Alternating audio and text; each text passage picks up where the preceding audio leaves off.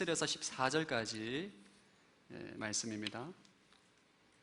사도행전 1장 1절에서 11절까지 말씀입니다. 제가 먼저 읽겠습니다. 데오빌로님, 제가 먼저 쓴 글에는 예수께서 일하시고 가르치기 시작하신 모든 것,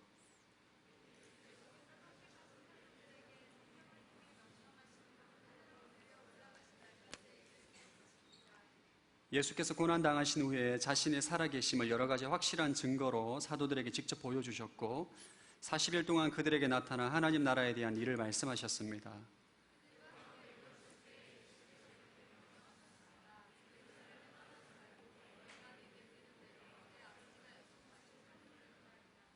요한은 물로 세례를 주었지만 너희는 며칠 안에 성령으로 세례를 받을 것이다.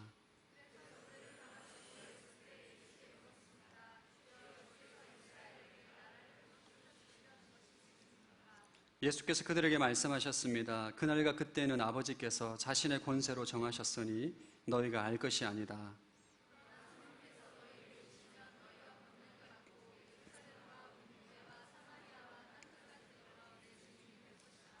예수께서 이 말씀을 하신 뒤 그들의 눈앞에서 들러 올라가셨습니다. 그리고 예수의 모습이 이내 구름 속으로 사라져 보이지 않게 됐습니다.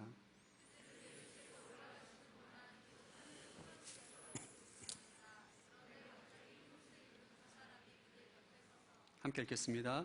갈릴리 사람들아, 왜 여기 서서 하늘만 쳐다보고 있느냐? 너희 곁을 떠나 하늘로 올라가시니 예수는 하늘로 올라가시는 것을 너희가 본 그대로 다시 오실 것이다 라고 말했습니다.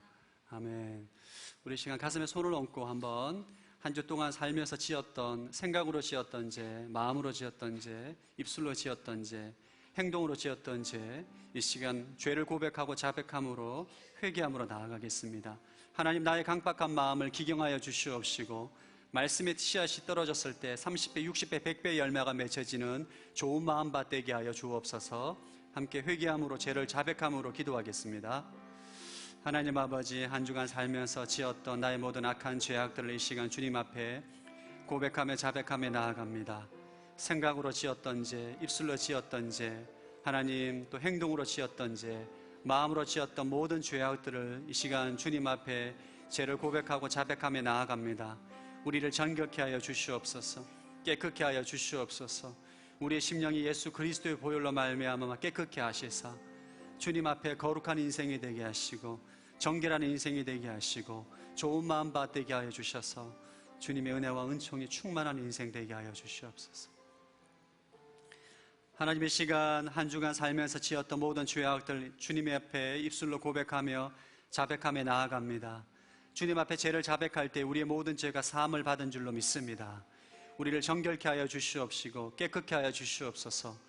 특별히 말씀을 듣는데 우리 심령 가운데 강팍한 마음이 있거나 굳은 마음이 있다면 이 시간 성령께서 기경하여 주셔서 말씀의 씨앗이 떨어졌을 때에 열매 맺는 인생 되게 하여 주옵소서. 감사드리오며 살아계신 예수 그리스도 이름으로 기도합니다. 아멘. 할렐루야. 말씀 충만하십시오. 성령 충만하시기 바랍니다. 우리 옆 사람에게 성령 충만하십시오 한번 축복하겠습니다. 하영조 목사님께서 온누리교회를 창립하셨을 때 교회에 대한 비전은 사도행전적인 교회였습니다. 그리고 교회를 목회하시는 동안에 2번에 걸쳐 사도행전 강해를 하셨어요. 그러니까 첫 번째 강해는 교회를 처음 개척했을 때 사도행전적인 교회를 세우시는 비전이 있었기 때문에 그때 처음으로 사도행전 말씀을 나누었습니다. 그리고 두 번째 강해는 1999년도에 교회가 개척된 지 10년 이상이 지났을 때 다시 한번 교회를 처음 세운 비전으로 되돌아가겠다, 교회를 새롭게 하겠다고 해서 1999년도에 사도행전 말씀을 강해했습니다. 이제 오는 10월이 되면 저희 온누리교회가 창립된 지 30년이 됩니다. 그래서 우리가 30주년을 맞이해서 교회의 비전을 새롭게 하기 위해서 오늘부터 사도행전 말씀을 함께 나누고자 합니다. 여러분, 사도행전은 교회에 대한 말씀입니다. 예수님께서 승천하시고 난 다음에 이 땅 가운데 성령을 보내주십니다. 성령을 통해 성령의 권능을 받은 하나님의 사람을 통해서 예수님의 복음이 계속 증거되고 전해지고 교회가 세워지고 복음에 폭발적으로 확장됨으로 인해서 하나님의 나라가 확장되어 가는 것을 보여주는 책이 바로 사도행전입니다. 마태, 마가, 누가, 요한 이 사복음서에서 예수님은 교회에 대해서 말씀을 많이 하십니다. 이 예수님께서 하신 이 교회는 교회에 대한 이상적인 교회의 모습을 얘기하셨고, 사도행전에는 교회의 실제가 드러납니다. 사복음서에서 예수님께서 꿈꾸시고 그렇게 말씀하셨던 교회가 실제로 탄생이 되고, 이 교회를 통해서 하나님의 나라가 확장되어지는 것을 기록한 책이 바로 사도행전입니다. 그래서 이 땅의 교회는 모두 사도행전적인 교회가 되어야 합니다. 그것이 바로 성경에서 말하는 교회의 본질입니다. 저는 이번 사도행전 강해를 통해서 W 공동체가 사도행전적인 교회 공동체로 변화되어지기를 바랍니다. 우리 교회 공동체는 사도행전적인 교회가 되어야 돼요. 그 안에서 성령의 능력과 기적과 표적과 하나님의 복음의 역동성이 일어날 때에 교회 공동체는 살아나게 되고 부흥하게 되는 것입니다. 우리가 신앙생활을 할 때 신앙생활에 문제가 생기는 많은 원인이 있는데, 이 신앙생활에 문제가 되는 많은 원인 중에 하나가 교회에 대한 잘못된 이해입니다. 교회에 대한 잘못된 이해를 가지기 때문에 신앙생활과 교회 생활에 왜곡이 일어나는 거예요. 복만 구하는 기복신앙을 가지게 되고, 자기 중심적인 신앙생활을 가지게 되고, 개인주의적인 신앙을 가지게 되는 것입니다. 이번 아마 사도행전 말씀 28장까지 있기 때문에 상당히 오랫동안 사도행전 말씀을 나누게 될 것입니다. 저와 여러분들이 이 말씀을 통해서 교회에 대한 올바른 이해를 가지기를 축원합니다. 여러분의 신앙의 색깔이 달라지게 될 것이고, W 공동체 가운데 하나님의 놀라운 능력과 뜻이 성취되게 될 줄로 믿습니다. 오늘 설교는 교회의 비전과 관련된 설교이기 때문에 담임 목사님께서 나눠주신 핵심 메시지를 중점으로 말씀을 좀 나누도록 하겠습니다. 말씀을 준비하다가 담임 목사님께서 교회 핵심 비전에 관련된 메시지를 나눠주셨기 때문에 아침에 급하게 메시지를 바꾸었습니다. 할렐루야. 교회 공동체가 또 오늘의 교회를 향한 하나님의 뜻이 있기 때문에 담임 목사님을 통해 선포하신 그 비전 가운데 W 공동체가 동참하고자 합니다. 이 사도행정적 교회의 특징은 어떤 공동체인가? 사도행정적 교회 공동체는 어떤 공동체인가에 대한 이 중요한 질문에 대한 세 가지 공동체의 특징을 오늘 말씀 가운데 나누기를 원합니다. 첫 번째 나누고 싶은 주제는 예수 공동체입니다. 자, 1절과 2절 자막을 통해서 읽어보겠습니다. 시작. 데오빌로여, 제가 먼저 쓴 글에는 예수께서 일하시고 가르치기 시작하신 모든 것, 곧 예수께서 선택하신 사도들에게 성령을 통해 명령하신 후 하늘로 들려 올라가신 날까지 일을 기록했습니다. 1절과 2절에 보면 사도행전의 수신자가 나옵니다. 여러분, 수신자는 데오빌로라는 사람입니다. 이 데오빌로는 문자적으로는 하나님의 사랑하시는 자, 하나님과 친밀한 자라는 뜻이 있고, 정확한 자료가 없기 때문에 이 데오빌로는 로마 귀족 가운데 한 명으로 추정합니다. 로마 제국에 있는 누가복음에 보면 데오빌로 각하라는 이 용어가 나오기 때문에 로마 귀족들 가운데, 왕족들 가운데 한 사람이라고 보고 있습니다. 그 사람에게 지금 누가가 서신서를 통해서, 책을 통해서 메시지를 전하고 있는 거예요. 사도행전의 저자는 누구냐? 누가입니다. 누가. 원래 이 누가복음과 사도행전은 한 권의 책입니다. 이 누가가 이 데오빌로라는 로마 제국의 귀족에게, 황족에게 예수가 그리스도임을 증거하기 위해서, 전하기 위해서 만든 책이 바로 누가복음과 사도행전이에요. 이 책의 한 권입니다, 원래. 누가복음은 예수님의 탄생과 예수님의 사역과 그 다음에 순환과 십자가의 죽음과 부활과 승천에 관련돼 기록되어 있는 책이 누가복음이고, 사도행전은 예수님이 하늘로 승천하고 난 다음 이 땅 가운데 성령님을 보내주십니다. 그 성령님을 통해서 교회가 탄생이 되고, 교회가 폭발적으로 성장을 하고 부흥을 하고 복음이 열방 가운데 뻗어나가는 것을 기록한 책이 사도행전이에요. 여러분들이 이 사도행전에 대한 기본적인 지식을 가지고 있어야 됩니다. 자, 3절 말씀 한번 읽어보겠습니다. 3절 시작. 예수께서 고난당하신 후에 자신의 살아계심을 여러 가지 확실한 증거로 사도들에게 직접 보여주셨고 40일 동안 그들에게 나타나 하나님 나라에 대한 일을 말씀하셨습니다. 3절에 보면 예수님께서 부활하고 난 다음에 바로 하늘로 승천하지 않고 40일 동안 제자들에게 하나님 나라에 대한 일을 가르쳤다라고 말합니다. 실제로 예수님은 십자가에 죽으시고 부활하시고 난 다음에 곧바로 승천하지 않습니다. 사도들에게 나타났다가 또 사라집니다. 의심하는 도마에게 나타나셨다가 또 사라집니다. 누가복음에 보면 엠마오 도상으로 걸어가고 있는 2명의 제자들에게 나타나서 말씀을 가르치고 제자들이 말씀을 깨닫고 예수님을 알아볼 때에 순간 사라집니다. 또 요한복음 21장에 보면 제자들에게 고기를 구워주고 베드로에게 내가 나를 사랑하느냐라고 질문을 하면서 그들에게 상처난 마음을 치료시켜 주시고 회복시켜 주시죠. 예수님은 마치 홍길동처럼 이렇게 갑자기 나타났다가 홍길동은 아니죠. 여러분 너무 좀 웃어줘야 되는데. 예수님이 이렇게 신령한 육체이기 때문에 우리가 가지고 있는 일반 육체가 아니기 때문에 갑자기 나타났다가 갑자기 사라지기도 하면서 하나님의 나라에 대한 일을 가르쳐 줍니다. 하나님의 나라는 뭐냐? 여러분, 하나님의 나라는 장소와 공간의 개념이 아닙니다. 하나님의 나라는 영적인 세계예요. 눈에 보이는 것이 어떤 형식이 있는 것이 아니고 하나님이 지배하는 나라입니다. 예수님의 통치와 다스림이 있는 나라예요. 예수님은 부활하셔서 승천하기 전까지 제자들과 사도들에게 끊임없이 하나님의 나라에 대해서 말씀하시고 가르쳐 줍니다. 하나님의 나라에 대한 일은 무엇이냐? 너희는 가서 모든 민족을 제자 삼으라는 거예요. 마태복음 28장에 보면 너희는 가서 모든 민족을 제자 삼으라. 승천하기 전에 그런 말씀을 하시는 거죠. 누가는 데오빌로에게 이 책을 지금 기록해서 전달한 것입니다. 누가복음과 사도행전은 분량이 굉장합니다. 오늘날에도 우리가 누가복음과 사도행전을 한 번에 읽기가 분량이 꽤 많습니다.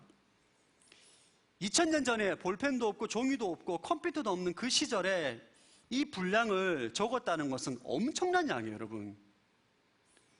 그 시대에는 이 글을 기록하기 위해서 양의 가죽에다가 이렇게 기록하는 거예요. 요한복음 사도행전 1장이면 양가죽 하나로 끝납니다, 그냥. 누가복음과 사도행전의 엄청난 분량을 이 데오빌로라는 한 사람을 위해서 기록한 것입니다.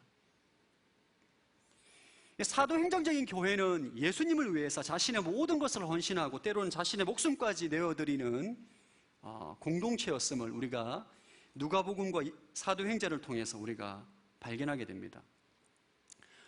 오늘 우리가 사도행전 1장 말씀을 통해서 사도행정적인 교회의 특징 첫 번째는 예수 공동체라는 거예요. 예수 공동체. 예수님의 주인 되심을 인정하는 공동체, 예수님과의 친밀한 사귐이 있는 공동체, 예수님을 사랑하는 공동체, 예수님의 꿈이 나의 꿈이 되고 예수님의 관점이 나의 관점이 되고 예수님 말씀하신 하나님의 나라를 위해서 헌신하는 공동체가 바로 사도행정적인 교회 공동체입니다. 사도행전에 나와 있는 교회 공동체는 예수님의 향기가 흘러넘치는 교회입니다. 사도행전에 나오는 교회 공동체가 예수님의 향기가 흘러넘쳐서 모든 사람들이 사도행전에 나오는 교회 교인들을 보고 그들은 그리스도를 닮은 사람이다, 그리스도인이라고 부릅니다. 오늘날 교회 다니는 사람들을 보고 사람들은 예수를 닮았다라고 다 말하지 않습니다, 여러분. 여러분 혹시 직장 가운데 같이 교회를 다니는데 전혀 예수님이 안 닮은 사람을 발견할 때 당혹스럽습니다. 때로는 내 자신이 어떻게 비춰질까 우리 마음 가운데 두렵고 떨리는 마음이 있기도 해요. 교회의 본질은 예수 공동체예요. 예수님이 통치하시고 다스리고 예수님의 사랑에 충만한 공동체, 예수 공동체가 바로 사도행전적인 교회의 특징입니다. 오늘날 교회 공동체의 문제점은 예수가 교회 공동체의 주인이 아니라는 거예요. 사람이 주인입니다. 예수님 말씀에 따라 움직이는 교회이기보다는 세상의 가치관과 세상의 경영 방식으로 움직이는 교회가 된 거죠.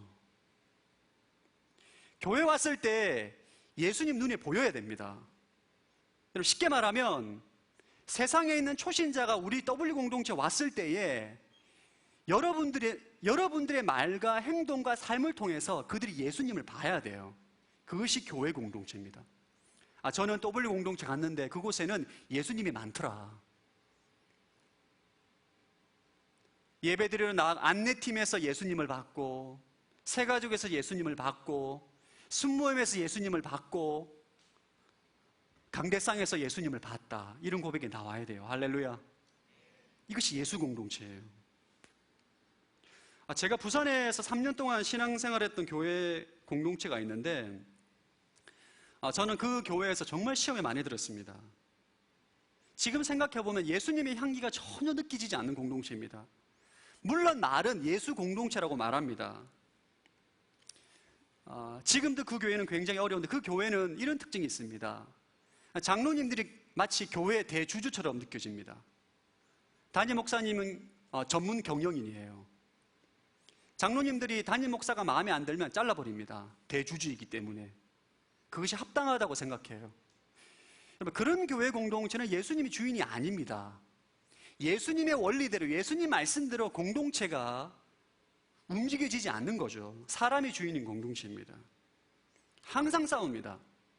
항상 파벌이 있고 서로 미워하고 정죄합니다. 이런 공동체는 예수 공동체가 아닙니다. 병들어 있는 공동체죠.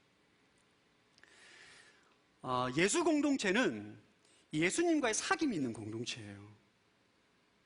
여러분들 한 사람 한 사람이 예수님과 인격적인 교제가 날마다 있을 때 우리 공동체는 예수님과의 사귐이 있는 예수 공동체가 되는 것입니다. 예수님은 2000년 전에 십자가에 죽으시고 부활하셔서 하늘로 승천하셔서 하나님 보좌 우편에서 숨어 계시는 분이 아닙니다. 할렐루야. 그분은 살아계세요. 지금도. 성령 역사를 통해서 우리 마음 안에 들어와 계십니다. 할렐루야. 이것을 믿으십니까? 그것을 믿는 공동체가 예수 공동체예요.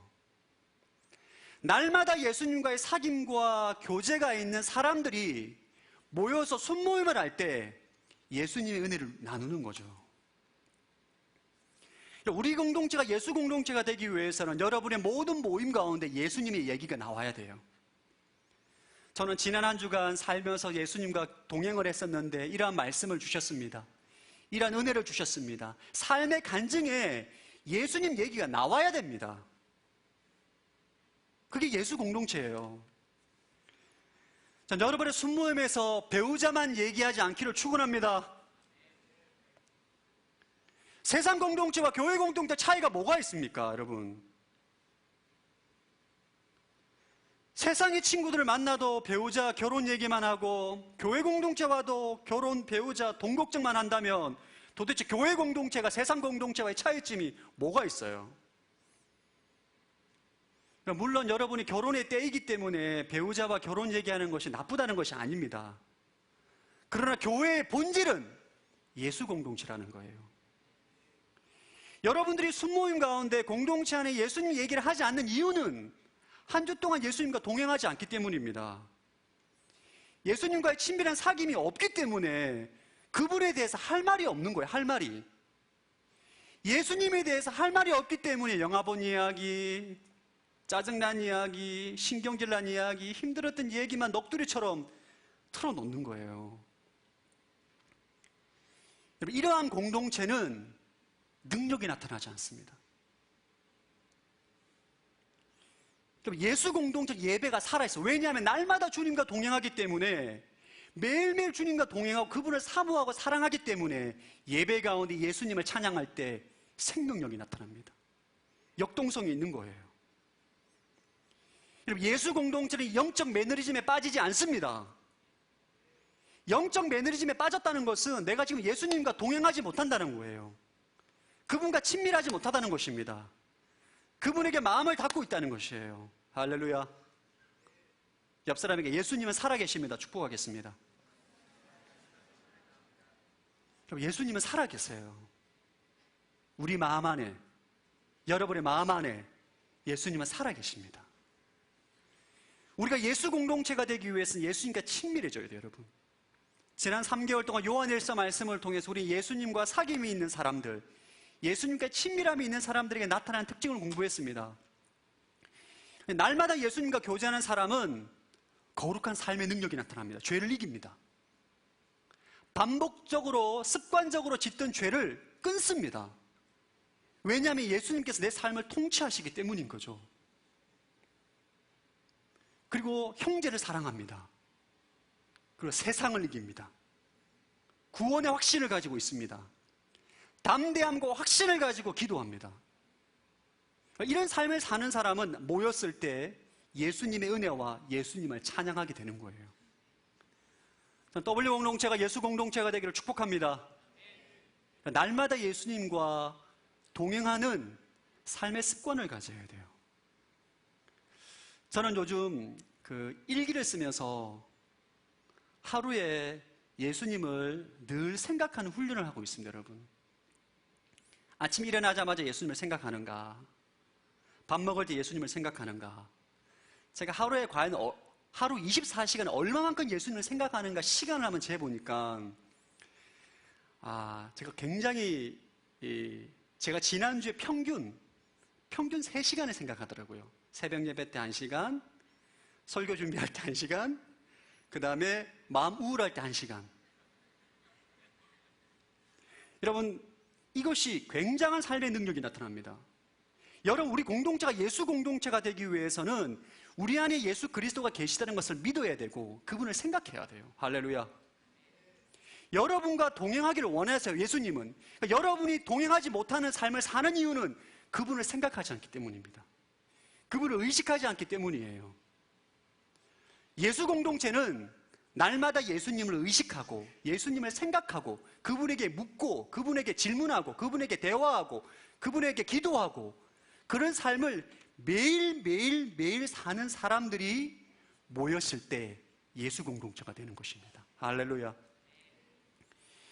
W 공동체는 예수 공동체가 되어야 돼요. 새가족에 새신자가 왔는데 새가족 순장님만 딱 본 순간 할렐루야, 이분이 예수님이시군요. 직장에 가서 저는 W 공동체 가서 예수님을 만났습니다. 그분은 온유하시고 인격적이시고 신령하시고 거룩한 삶의 능력이 있는 작은 예수를 봤다. 우리 공동체 그런 고백이 나와야 돼요. 할렐루야. 그것이 바로 교회의 본질입니다. 교회 와서 예수님 얘기가 없으면 교회가 문제가 있는 것입니다. 교회는 날마다 예수님의 얘기가 흘러 넘쳐야 돼요. 누가는 한 사람을 전도하기 위해서 누가복음과 사도행전을 갖다가 엄청난 양을 기록했어요, 여러분. 이게 대단한 것입니다. 예수님을 향한 복음의 기쁨과 열정을 주체할 수가 없는 거예요. 이 복음을 전하는 데 있어서. 예수님을 전하는 데 있어서 주체를 할 수 없는 거예요.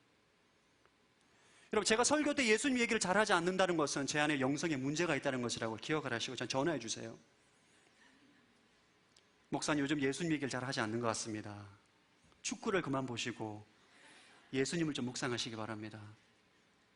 제가 지난주 설교하고 난 다음에 축구 동영상 딱 한 번 봤습니다. 딱 한 번. 딱 한 번. 진짜 너무너무 보고 싶어가지고 딱 한 번 봤어요. 오늘 아침에 설교 준비 다 끝내고 너무 보고 싶어서 이 정도는 괜찮게, 이 말 안 하면 제가 죄책감 때문에 시달릴까봐 한번 봤어요. 할렐루야. 예수님은 살아계십니다. 그리고 예수님 여러분과 너무너무 만나기를 원하세요. 그분을 갈망하면 찾으면 그분이 찾아오십니다. 여러분 안에 계신 예수님을 외면하지 않기를 바랍니다. 그분을 찾고 찾을 때에 예수님 만나게 되는 거예요. 두 번째, 사도행정적 교회 특징은 성령 공동체입니다. 우리 4절과 5절 읽어보겠습니다. 시작. 그들과 함께 모였을 때 예수께서 이렇게 명령하셨습니다. 예루살렘을 떠나지 말고 너희가 내게 들은 대로 내 아버지 약속하신 선물을 기다리라. 요한은 물로 세례를 주었지만 너희는 며칠 안에 성령으로 세례를 받을 것이다. 그럼 예수님은 제자들에게 예루살렘을 떠나지 말고 약속하신 선물을 기다리라고 말씀하십니다. 그 선물이 성령이에요. 너희가 성령을 받게 될 것이다. 여러분, 사도행정적인 교회의 특징은 성령을 사모하는 공동체입니다. 성령을 기다리는 거예요. 자, 8절 읽어보겠습니다. 시작. 그러나 성령께서 너희에게 오시면 너희가 권능을 받고 예루살렘과 온 유대와 사마리아와 땅끝까지 이르러 내 증인이 될 것이다. 사도행정적 교회의 특징은 성령의 권능을 받는 공동체입니다. 성령의 권능을 받아서 예수님을 전하는 공동체예요. 사도행정적인 교회의 특징은 성령 공동체입니다. 성령님을 너무 사모하는 거예요. 그리고 그분을 사모하고 기다립니다. 성령의 권능을 받기까지, 성령의 세례를 받기까지 기다리고 사모하는 것입니다. 성령의 권능이 뭐냐 도대체? 성령의 세례가 뭐냐? 성령께서 주시는 능력인데 이 성령의 세례에 대해서는 여러 가지 많은 신학적인 의견이 다양합니다. 그런 것들을 나눌 필요는 없어요. 오늘 성령께서 우리에게 권능을 주신다고 말씀하셨습니다. 그 권능이 뭐냐? 첫 번째는 평강입니다. 평강. 성령의 권능에 대해서 잘못 이해하시면 안 됩니다. 복음을 전하다가 매를 맞고 감옥에 갇혀도 하나님을 찬양하고 목숨의 위협 가운데도 담대하게 평강 가운데 거하는 것은 성령께서 그에게 권능을 주었기 때문입니다. 사도 바울을 보면 이번 큐티, 지난주 큐티 본문에 보면 감옥에 있으면서도 빌립보 성도들에게 주 안에서 기뻐하라 말합니다. 항상 기뻐하라 말합니다. 이게 어떻게 가능하죠? 이것은 인간적으로는 불가능합니다. 성령께서 그에게 권능을 주셨기 때문에 상황과 환경을 초월한 하늘의 평강을 갖고 사는 것입니다. 이것이 성령의 권능입니다. 두 번째는 사랑입니다. 여러분, 어떻게 자기 아들을 죽인 살인자를 양자로 삼을 수가 있어요? 이것은 세상의 논리와 맞지 않습니다. 불가능합니다. 성령께서 권능을 주니까 예수 그리스도의 사랑으로 자신의 아들 죽인 살인자를 양자로 삼아버립니다. 엄청난 거예요. 이건 돈의 능력과 세상의 능력과는 비교할 수 없는 하나님의 능력입니다. 스테반 집사님은 자기 자신을 향해 돌을 던지는 원수를 위해서 중보기도 합니다. 주님, 저들의 죄를 용서해 주십시오.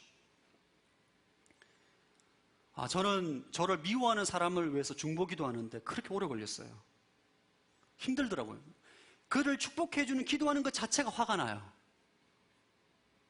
원수를 위해서 기도하고 중보하고 그를 축복해주고 사랑할 수 있는 것은 성령의 권능입니다. 성령이 주시는 권능 세 번째는 믿음입니다. 사망의 음침한 골짜기를 다닐지라도 절망하지 않습니다. 모든 것을 협력하여 선을 이루실 하나님을 그냥 믿습니다. 그냥 믿어요. 그냥 이유가 없습니다. 하나님을 그냥 신뢰합니다. 믿음으로 세상을 이기는 거죠. 이것이 바로 성령이 주시는 권능입니다. 아니, 상황은 너무나 절망적이에요. 경제적으로, 관계적으로, 환경적으로 너무너무 절망적인데 근데 하나님을 신뢰하는 거예요, 그냥. 이것이 성령이 주시는 권능입니다. 네 번째는 소망입니다. 이 땅을 살면서 천국의 소망을 품는 것이에요. 여러분, 천국 보셨습니까? 천국을 보신 분 손 한번 들어보시기 바랍니다. 지옥을 보신 분, 하나님을 보신 분, 영생을 혹시 보신 분 계십니까? 눈으로 보지 않았는데 천국을 믿는 거예요. 죽음까지 극복하는 천국의 소망을 품고 살아가는 것이 바로 성령의 권능입니다. 믿음, 소망, 사랑, 평강은 성령님 우리에게 주시는 평강이에요. 능력입니다. 또 다른 성령의 권능은 표적입니다. 표적, 기적. 자, 마가복음 16장 17, 18 읽어보겠습니다. 시작.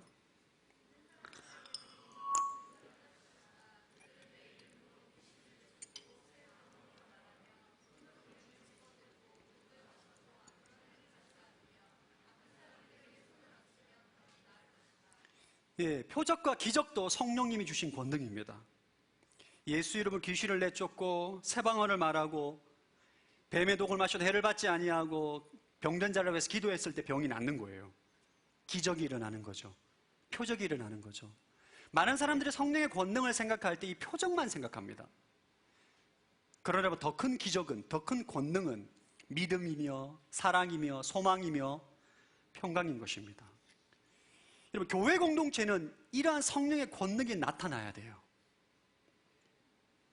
그것이 바로 사도행정적인 교회 공동체, 교회입니다. 저는 여러분이 성령의 권능을 주시는 성령 세례를 사모하시기를 바랍니다. 그걸 사모하셔야 돼요.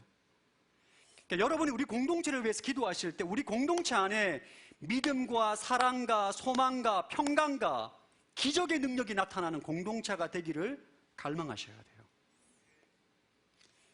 우리의 문제는 성령님을 생각할 때, 성령 세례를 생각할 때, 여러분 교단들 가운데 성령 세례를 단순히 예수님을 구주로 고백하는 것을 성령의 세례라고 생각하는 교단이 있습니다. 거기에 머무는 것이 우리의 문제입니다. 우리가 성령의 권능을 받지 못하는 이유는 그 성령님을 사모하지 않기 때문이에요. 그 성령님의 권능을 사모하지 않기 때문입니다. 성령의 권능을 받게 되면 사람이 변합니다. 180도로 변하게 되어 있어요. 엄청난 사고의 전환과 믿음의 변화와 사랑의 변화와 소망의 변화와 능력의 변화가 나타나서 완전히 다른 삶을 살게 됩니다. 우리 6절 말씀 한번 읽어보겠습니다. 6절 시작.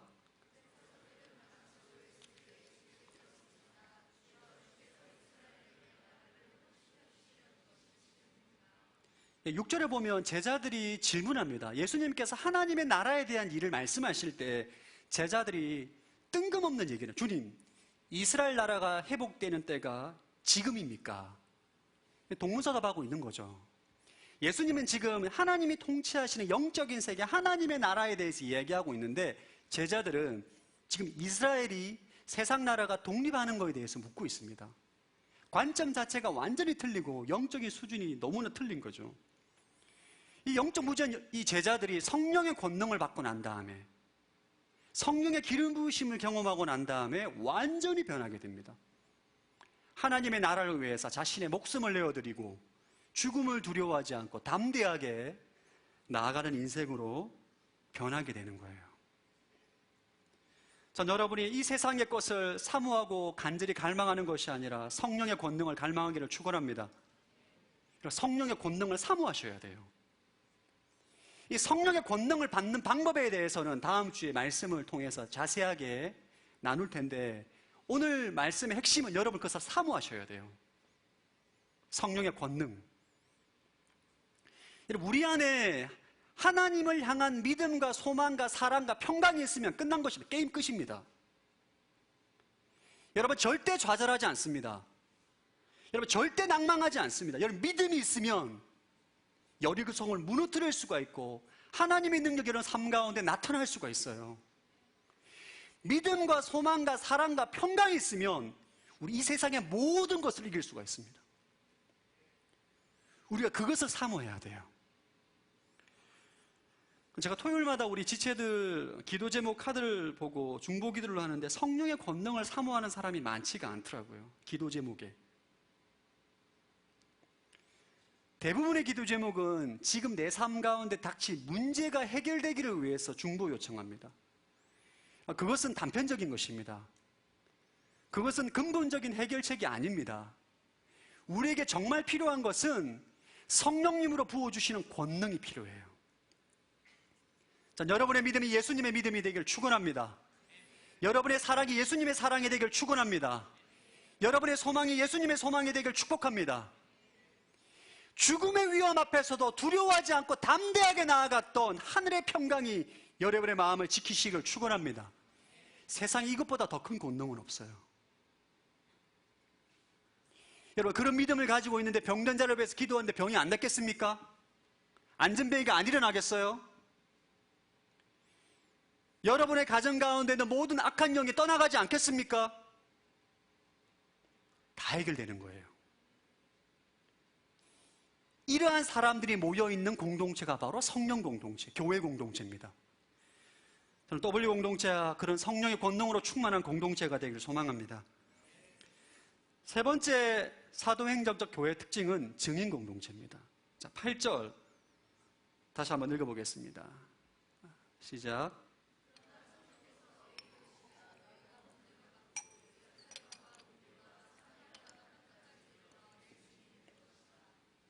예, 성령이 임하면, 권능을 받게 되면 너희가 예루살렘과 유다와 사마리아와 땅끝까지 이르러 가서 예수의 증인이 될 것이다. 사도행정적인 교회의 특징 세 번째는 증인 공동체입니다. 예수님을 증거하는 거예요. 증인은 내가 보고 들은 것을 증언하는 사람입니다. 그게 어려운 게 아니에요, 여러분. 내가 보고 들은 것을 그대로 증언하는 것이기 때문에 어려운 것이 아닙니다. 교회의 본질은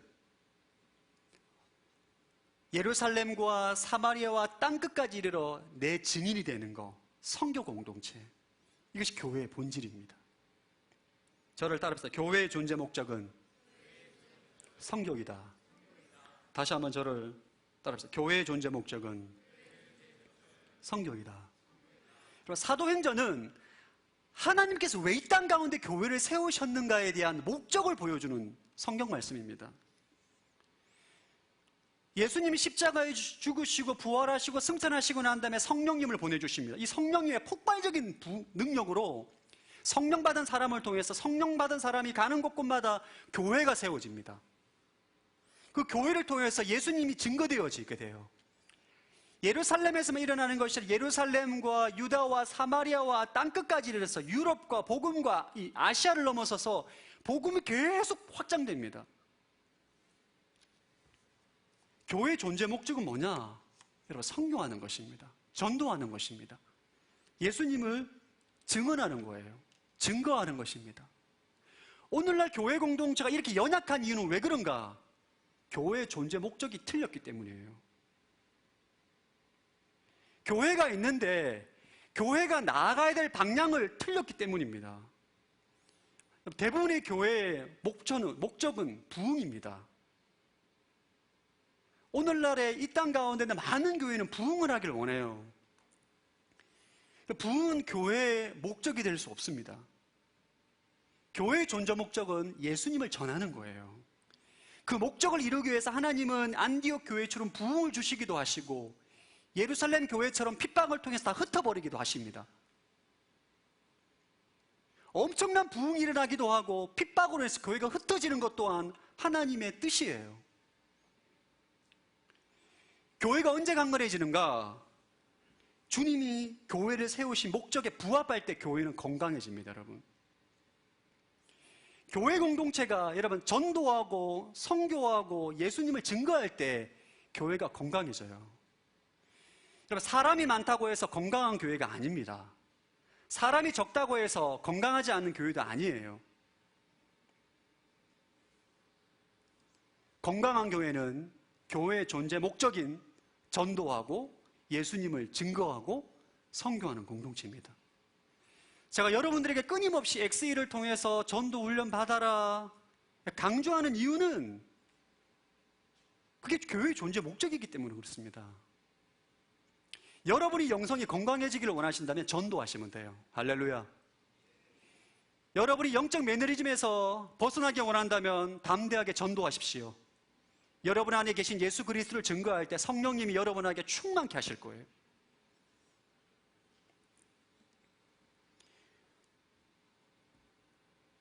우리가 복음을 전하고 선교하는 것은 교회가 마땅히 해야 돼요. 마땅히.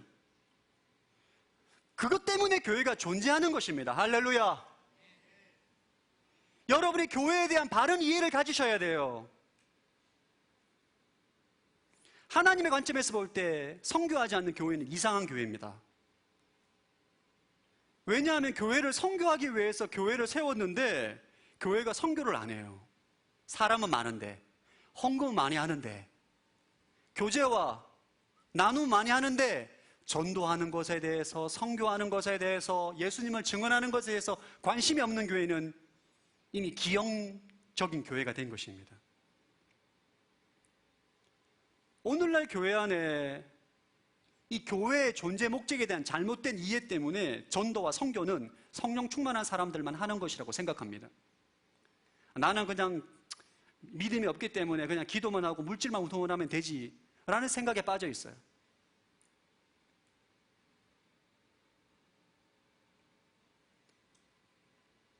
교회는 저와 여러분이 교회입니다. 하나님께서 우리에게 성령을 보내주신 이유는 우리를 통해서 예수님을 증거하기 위해서요.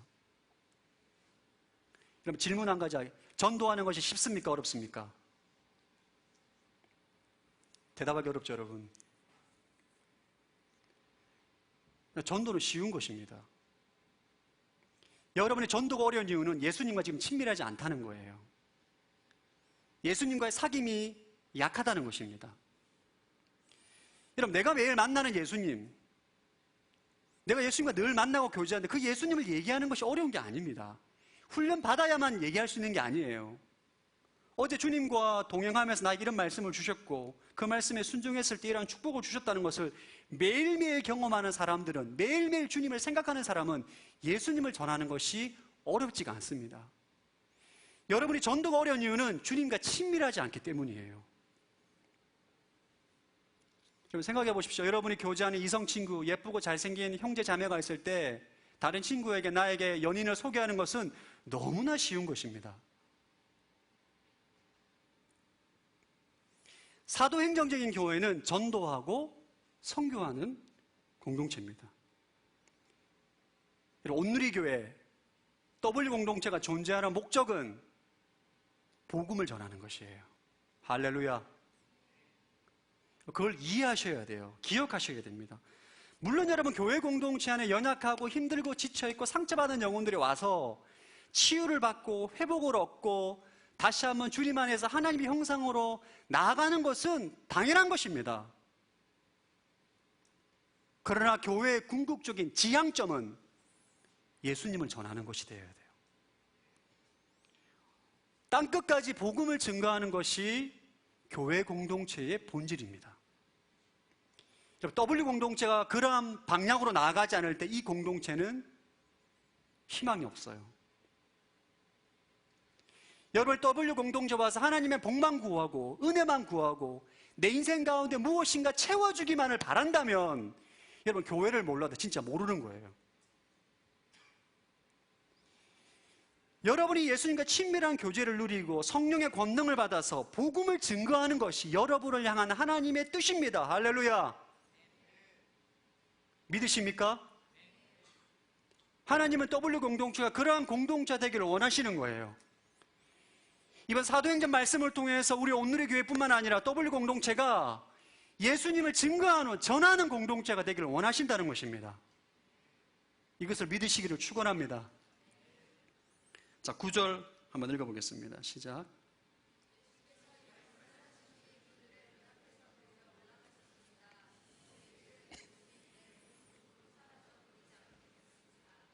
여러분, 사람이 죽기 전에 하는 말이 가장 중요한 말입니다. 예수님이 승천하시고 부활하셔서, 죄송합니다. 죽으시고 부활하셔서 승천하기 전에 마지막에 한 말이 너희가 성령의 권능을 받아서 예수의 증인이 되라 말씀하셨어요. 자, 10절 11절 읽어보겠습니다. 시작.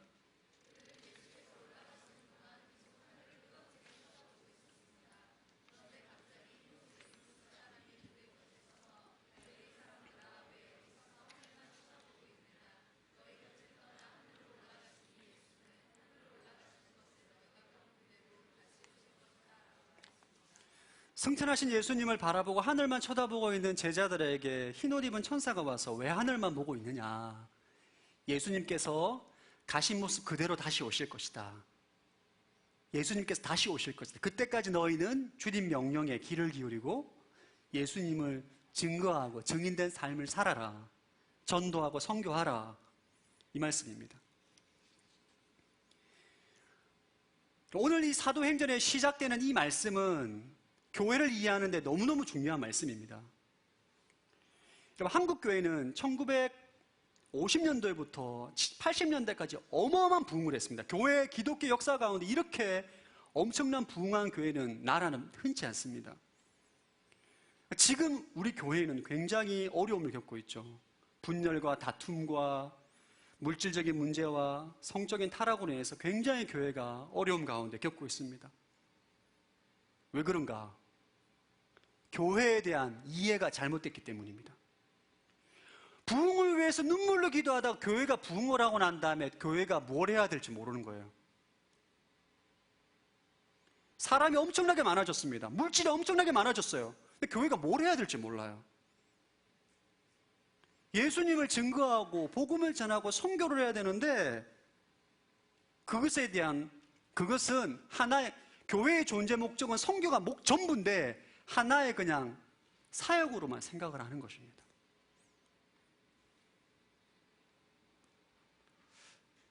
전 여러분들이 교회를 다니며 신앙생활을 하실 때 이 교회의 본질을 바르게 이해하시기를 축원합니다.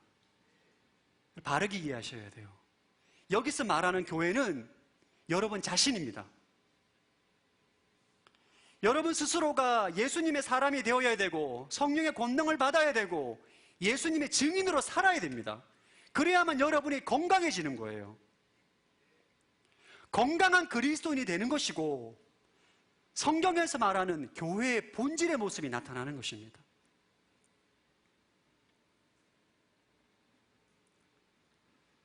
여러분, 교회가 너무너무 중요합니다. 그리스도인에 있어 삶에 있어 교회가 너무너무 중요해요. 좋은 교회를 만나면 그의 삶이 굉장히 풍성해집니다.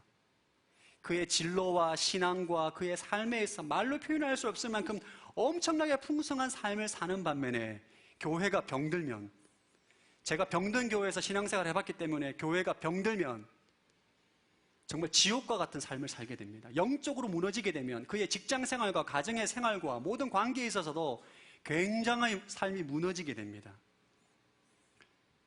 그래서 교회는 좋은 교회에 다녀야 돼요. 여러분, 교회는 가까운 교회에 다니는 것이 아닙니다. 할렐루야. 가까운 교회를 다니는 교회가 아니라 살아있는 교회, 사도행정적인 교회, 예수 공동체, 성령 공동체, 증인 공동체, 그 공동체에 소속되어서 신앙을 배우고 교회 생활을 할 때 우리가 바르게 자라나게 되는 것이고 주님께서 기뻐하시는 하나님의 사람으로 성장하게 되는 것입니다. 저는 이번 사도행전을 통해서 여러분 한 사람 한 사람이 교회의 본질이 회복되기를 축원합니다. 예수님을 너무너무 사랑하는 공동체, 성령의 권능이 충만한 공동체, 증인된 삶, 선교하는 공동체가 W 공동체가 되기를 축원합니다. 저는 앞으로 너무너무 기대가 됩니다. 사도행전을 통하여서 하나님께서 우리 W 공동체 가운데 놀라운 진리를 계시하실 것이고 여러분 한 사람 한 사람이 진리 가운데 견고하게 세워지는 사도행정적인 교회와 같은 인생으로 세워나가게 될 줄로 믿습니다. 아멘. 우리 다 함께 일어나서 오늘은 특별히 교회여 일어나라 라는 찬양을 부르고 함께 주님 앞에